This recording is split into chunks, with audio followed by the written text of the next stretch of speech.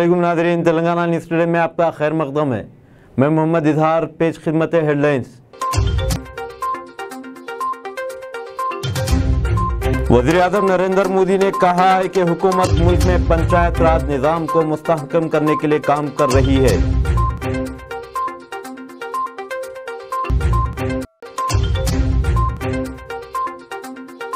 रियासती वज़ीर सनअत के रामाराव ने कहा है कि CMST entrepreneurship and innovation scheme के तहत कायम की जाने वाली सनअतों को प्रॉपर्टी टैक्स से मुस्तस्ना किया जाएगा।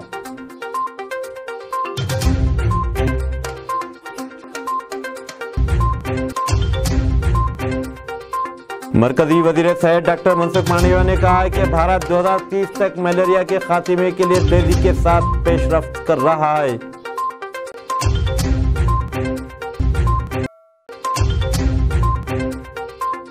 हिंदुस्तानी टीवी चैनल्स पर मुसलमानों के खिलाफ जहर उगलने वाला तारिक फतेह चल बसा।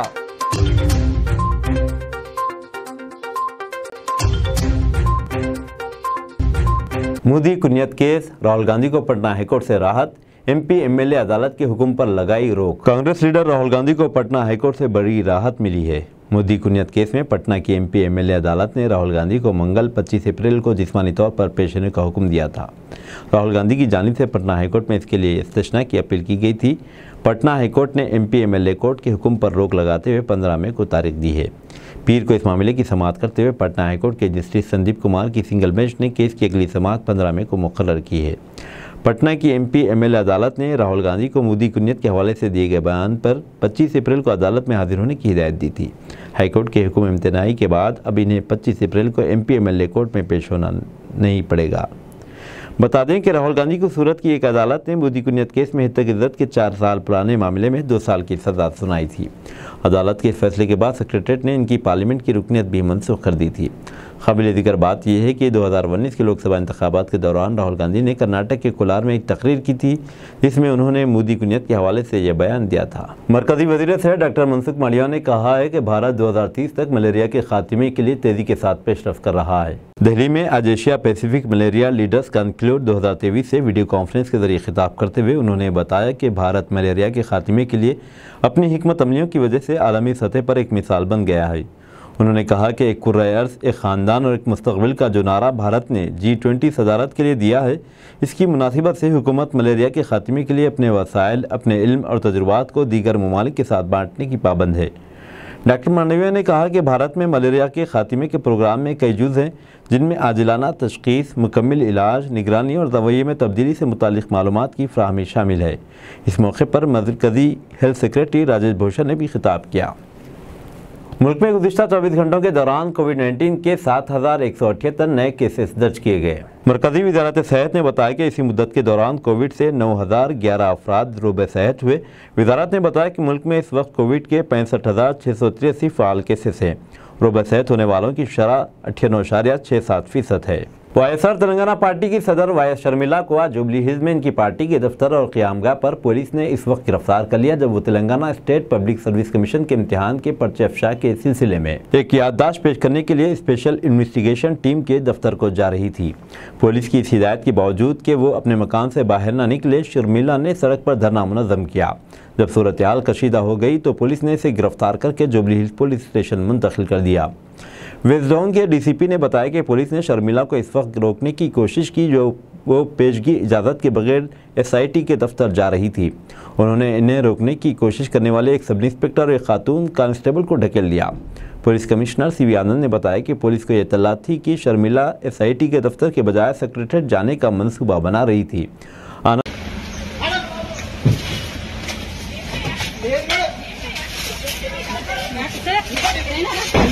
रियासती वज़ीर सनअत के TR ने आज हैदराबाद में chief minister ST entrepreneurship and innovation और ST MSME स्कीमों के तहत ST सनअतकारों में एहसास तकसीम किए।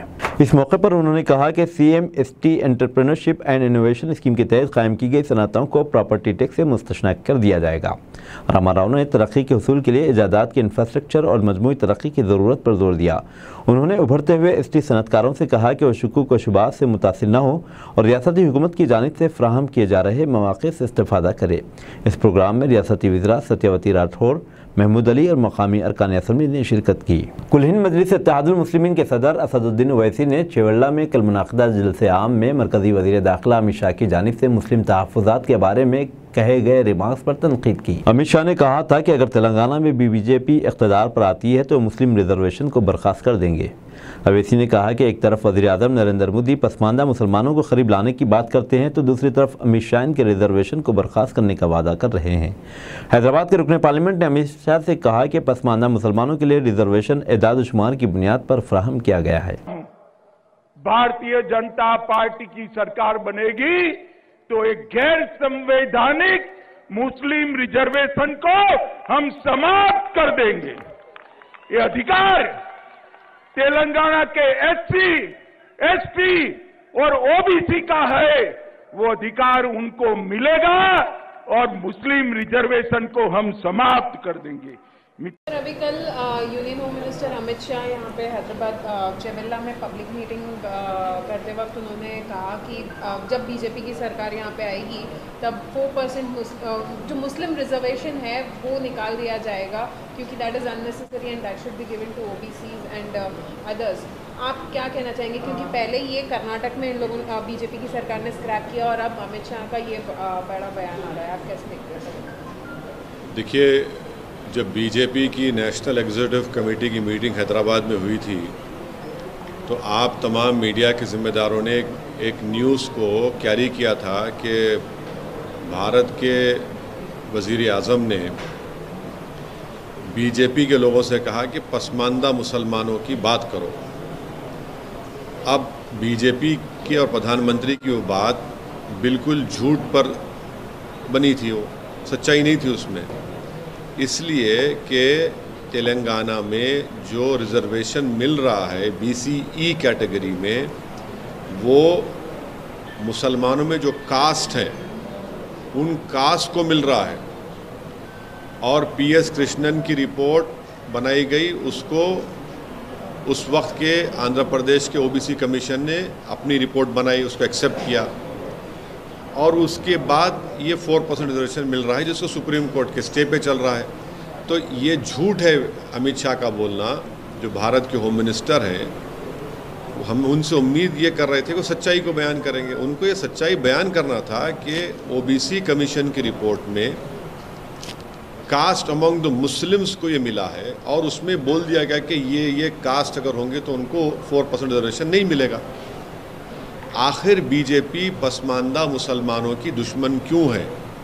आखिर क्यों बीजेपी अमित शाह और प्रधानमंत्री जो मुसलमानों में पसमानदा मुसलमान जो डॉक्टर, इंजीनियर, स्कूल के टीचर्स बन रहे हैं, नर्सेज बन रहे हैं, स्टेट पब्लिक सर्विस कमीशन में तेलंगाना में जा रहे हैं, उनसे इतनी नफरत क्यों है? बीजेपी इनके डेवलपमेंट के ख़िलाफ़ क्यों है? इनके एम्पावरमेंट के ख़िलाफ़ क्यों है बीजेपी? और कब तक बीजेपी नेगेटिविटी और नफ़रत को फैलाएगी? आप क्यों भारत के जो मुसलमानों में जो कास्ट हैं, जो जिनको संविधान के आर्टिकल 15 और 16 के तहत जिनकी सोशल एजुकेशनल बैकवर्डनेस का एक एम्पिरिकल डेटा है, कृष्णन की रिपोर्ट है, ओबीसी कमीशन रिपोर्ट है, फिर उसके बाद सुधीर कमेटी की रिपोर्ट है, फिर तेलंगाना की ओबीसी कमेटी ने उस सुधीर कमेटी रिपोर्ट को लेकर देखा और एक्सेप्ट किया कि यस, मुसलमानों के सोशल एजुकेशनल बैकवर्डनेस का एक एम्पिरिकल डेटा है। आप क्यों इसके खिलाफ हैं? क्यों आप मुसलमानों को तरक्की करना से देखना नहीं चाहते?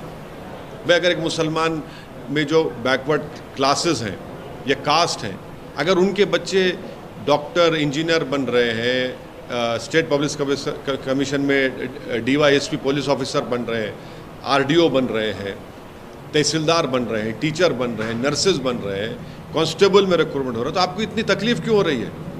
आप क्यों मुसलमानों को मार्जिनलाइज करना चाहते? क्यों मुसलमानों को एलिनेट करना चाहते?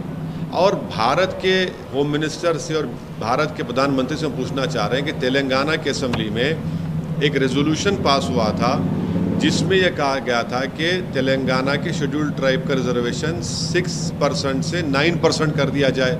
आप क्यों उस पर खामोश बैठे हैं? बताइए, करिए ना आप। और दूसरी बात, तेलंगाना की असेंबली में मुसलमानों में जो कास्ट हैं उनको 12% रिजर्वेशन का एक रेजोल्यूशन पास हुआ, एक्ट बनाया गया। उसको होम मिनिस्ट्री में है, अमित शाह क्यों जवाब नहीं दे उसका? और आपने कर्नाटका में निकाल दिया, सुप्रीम कोर्ट ने क्या कहा अभी तक वो नहीं जानती क्या बीजेपी? तो ये ऑल इन ऑल जो है बीजेपी का एक सिस्टमिक तरीक़ा है कि मुसलमानों को डेवलपमेंट से, उनके एम्पावरमेंट से रोका जाए। वो उनकी गरीब जो कास्ट है मुसलमानों में, उनके बच्चे पॉलिटिकली, सोशली, एजुकेशनली एम्पावर ना हो। इसीलिए तो बीजेपी के पास ना तो कोई मुस्लिम एमपी है, ना बीजेपी के पास ना कोई मुस्लिम मिनिस्टर है। ये उनकी खुली खुली नफरत की निशानी है। और ये पॉलिटिक्स ऑफ डिसअपियरेंस बीजेपी कर रही है मुसलमानों के लिए। कर्नाटका की आप मिसाल दे रहे हैं, कर्नाटका में वो जो इंटरिम रिपोर्ट के ऊपर आप कास्ट को निकाल सकते हैं क्या? रिजर्वेशन नहीं निकाल सकते, कंप्लीटली अनकॉन्स्टिट्यूशनल है, इलीगल है। अच्छा, वो इंटरिम रिपोर्ट पब्लिक डोमेन में भी नहीं है। आप दीजिए पब्लिक डोमेन रिपोर्ट लिखे कर्नाटका की। तेलंगाना में तो ये है, फैक्चुअल पोजीशन ये है जो भारत के होम मिनिस्टर सच्चाई को नहीं बयान की है। कल एक और बात भी बोले होम मिनिस्टर की, केसीआर की जो कार है, बीआरएस की कार है, वो ओवैसी के स्टीयरिंग से, ओवैसी उसकी स्टीयरिंग चलाते हैं। बीजेपी की जो गाड़ी चल रही है ना, वो देश में आरएसएस के तरफ से चल रही है। बीजेपी की जो सत्ता चल रही है, जहाँ पर उनकी सत्ता है वहाँ पर एनकाउंटर के नाम पर कत्ल कर दिया जाता है। जो लोग उनकी पुलिस कस्टडी में होते हैं उनकी मौत हो जाती है। जिसका ज़ाती घर होता है उनके घर को बुलडोज़र से तोड़ दिया जाता है। गोश्त के नाम पर मारा जाता है, बल्कि गोश्त के नाम पर जुनैद और नसीर को ज़िंदा जला दिया जाता है। देश में आज बेरोज़गारी नौजवानों का मुक़द्दर बन गया। आज हम सबसे ज़्यादा हमारे पास पूरे विश्व में अगर नौजवान बेरोज़गार हैं तो भारत में है। चीन हमारी ज़मीन पे कब्ज़ा करके बैठ चुका है। पाकिस्तान से आतंकवादी आकर हमारे देश के सिपाहियों को मार रहे हैं। ये इस पर बात नहीं करती अमित शाह, इस पर बीजेपी बात नहीं करती। मगर मुद्दा क्या है? मुसलमान से ख़तरा है, मुसलमान को हम डेवलपमेंट होने नहीं देंगे। ये उनकी पॉलिटिक्स है। यूनिफॉर्म सिविल कोड पे चर्चा चल रही है सर। माना यह जा रहा है कि अगले चुनाव से पहले यूनिफॉर्म सिविल कोड भी आ जाएगा। और दूसरा सर, रिजर्वेशन के सवाल पे अमित शाह का कहना है कि मुस्लिमों को 4% रिजर्वेशन दिया जा रहा है, SC ST OBC छीन के दिया जा रहा है। देखिए एक मिनट तेलंगाना, मैं फिर से आपके समझाने के लिए और आपके सुनने वालों के समझने के लिए कह रहा हूँ कि तेलंगाना में रिलीजन के ऊपर नंबर 1 रिजर्वेशन नहीं मिल रहा है। मुसलमानों में जो बैकवर्ड कास्ट हैं उनको मिल रहा है, जिसमें बता दिया गया कि ये कास्ट को रिजर्वेशन मिलेगा, इनको नहीं मिलेगा। तीसरा, किस बुनियाद पर मिल रहा है? कृष्णन साहब ने, लेट कृष्णन साहब जो सोशियोलॉजी के एक माहिर हैं, जो मंडल की रिपोर्ट में बनाने में उनका रिपोर्ट था, उन्होंने रिपोर्ट बनाई और उस वक्त के आंध्र प्रदेश के ओबीसी कमीशन ने अपनी रिपोर्ट बनाई, उस पर 4% मिला। फिर सुप्रीम कोर्ट ने उस पर स्टे दिया। तो बीजेपी का ये जो बाजा बज रहा है कि रिलीजन के नाम पे मिल रहा है, वो नहीं मिल रहा है। मुसलमानों में जो कास्ट है उनके सोशल एजुकेशनल बैकवर्डनेस का एक एम्पिरिकल डेटा की रिपोर्ट है, नंबर 1।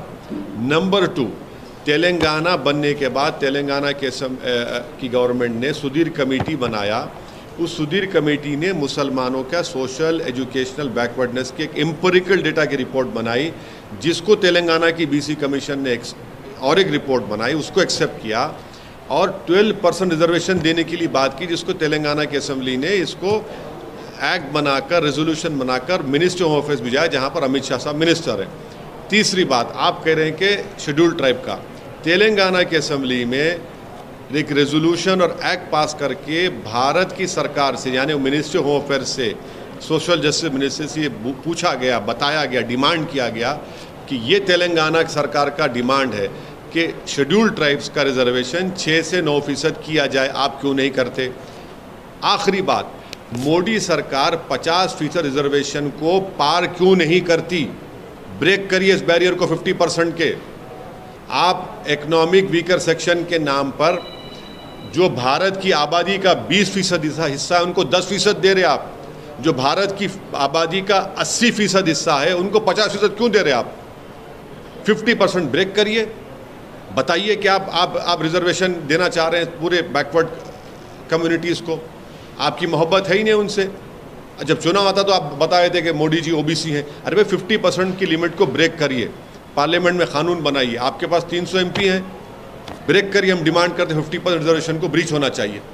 आप सेंसस की रिपोर्ट नहीं लाते ओबीसी की, डरते हैं आप देने के लिए, क्योंकि मालूम हो जाएगा कि ओबीसी का सेंसस कितना है, और जब ओबीसी का सेंसस बढ़ के मालूम हो जाएगा तो आपका पॉलिटिकल पावर आपसे छीन लिया जाएगा। मोदी जी की cabinet. Telangana overseas man power community company limited TOMCOM ने, जो कि रियासती हुकूमत की रजिस्टर्ड शुदा रिक्रूटमेंट एजेंसी है, जर्मनी में नर्सिंग के लिए दस्तियाब मुलाजिमतों के बारे में एक बेदारी प्रोग्राम मुनाकिद करेगी। ये प्रोग्राम इस महीने की 27 तारीख को मासापटेंक में ITI मल्लेपल्ली कैंपस में टॉमकॉम के दफ्तर में मुनाकिद होगा। BSc नर्सिंग ग्रेजुएट या रजिस्टर्ड कॉलेजों से GNM डिप्लोमा होल्डर्स जिनकी उम्र 22 से 35 साल के दरमियान है, इस बेदारी प्रोग्राम में शिरकत कर सकते हैं। इन्हें जर्मन ज़बान की क्लासेस के लिए मुंतखब किया जाएगा। जिन अफराद को काम का कोई तजुर्बा नहीं है वो भी इस प्रोग्राम में शिरकत कर सकते हैं। अब दीजिए इजहारुल हक को इजाज़त, मिलते हैं अगले न्यूज़ बुलेटिन में। देखते रहें तेलंगाना न्यूज़ टुडे।